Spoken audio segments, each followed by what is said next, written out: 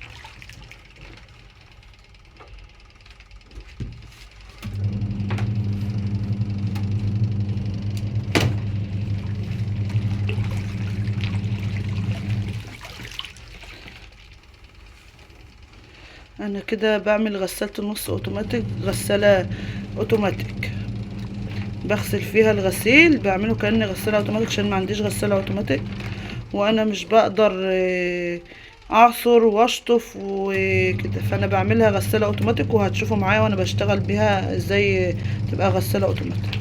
تابعوا معايا بس، وانتوا هتشوفوا كل حاجة جديدة ان شاء الله.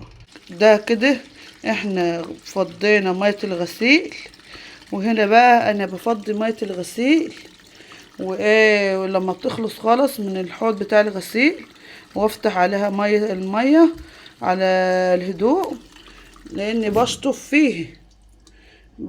فيها الهدوم، واقوم مدورة غسيل، تقوم الهدوم مغسولة.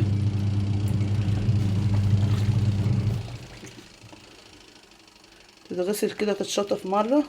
انا ممكن اشطف هنا، ممكن اشطف هنا في حوض الصرف هنا كده في الغسيل، بس انا مش بفضل هنا كده، ساعات ما بتغسلش كويس وبيبقى فيه وبرة، فمش بغسل هنا كويس. فانا بفضل هنا اكتر عشان اغسل فيها. فانا بملى الغسالة مية وبدورها غسيل، بدورها غسيل زي ما انتوا شايفين كده، تلف مرة واتنين وتلاتة، تاخد دورة الغسيل مرة، واقوم مدورة صرف، تبقى لحد ما المية الاقيها رايقة.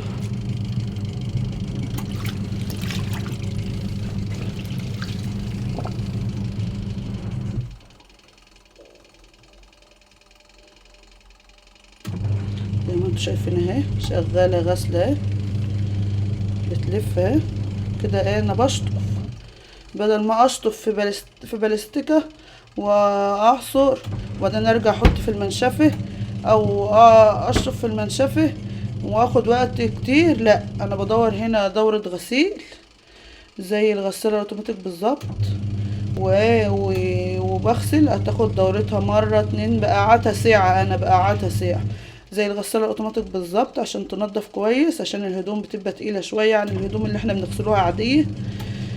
فبسيبها تغسل مرة واتنين وتلاتة وبعد كده بصفي مية الغسيل وبعدين بقى برجع ايه احط مية جديدة تغسل مرة واتنين وبعدين ايه اعمل تنشيف وكده نشر وكده. يبقى كده ايه انت ما تعبتش نفسك ولا ارهقت نفسك في الغسيل كأنك عندك غسالة اوتوماتيك. فهتغسلي وهتنشفي ولا ايدك هتتبل ولا هتتعبي في الشطف وهتتعبي في الغسيل ولا هتتعبي في اي حاجة بحيث ان انت كده كأنك عندك غسالة اوتوماتيك مش عندك نص زي ما احنا عندنا كده. هنرجع لكم تاني ونوريكم ايه المية تاني ونرجع لكم واحنا بنعصر ونرجع لكم واحنا بننشر. ادي كده صرفنا المية الاولى المية اللي احنا عبيناها بعد مية الغسيل ما صفناها كده ملينا المية الشطف مية الشطف ودورناها دورة غسيل وكده خلصت اول دورة. هفتح عليها كمان مرة وكده بعد ما نخلص المرة ديت هنعمل ايه عصر. هنعمل عصر كده هنعمل ايه كنا عاملين صرف هنفتح عليها المية اهو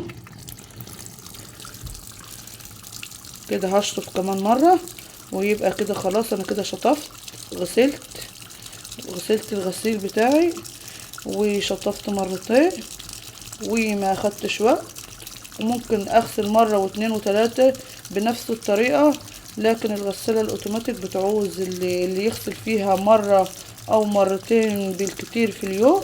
لكن دي ممكن تغسل على طول ورا بعض عادي مفيش مشكلة وتغسلها بنفس غسيل الاوتوماتيك من غير ما تتعب نفسك ولا غير تبل ايدك في الجو البرد اللي احنا فيه ولا ساعة. وغسالة اوتوماتيك برضو بتغسل وتشطف وتعصر وتنشف لوحدها من غير ما تتعب نفسك فيها.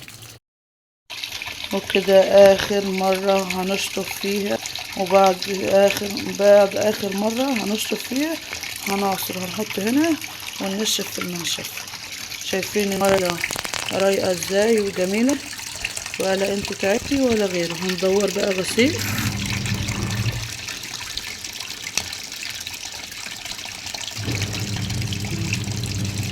دور غسيل اهي بس تملى المية دور غسيل وبعد كده هنشطف وهنشر مع بعض. ساعة لما انا اجي انشف هوريكم كده زي ما انتوا شايفين حضراتكم المية خلاص اهي مفيهاش اي حاجة خلاص اهي. وكده نوقف الغسيل ونعمل صرف وناخد. انا مش بستنى عليها تخلص المية بتاعتها خالص انا باخد منها هنا كده وبحط في المنشفة كده على طول.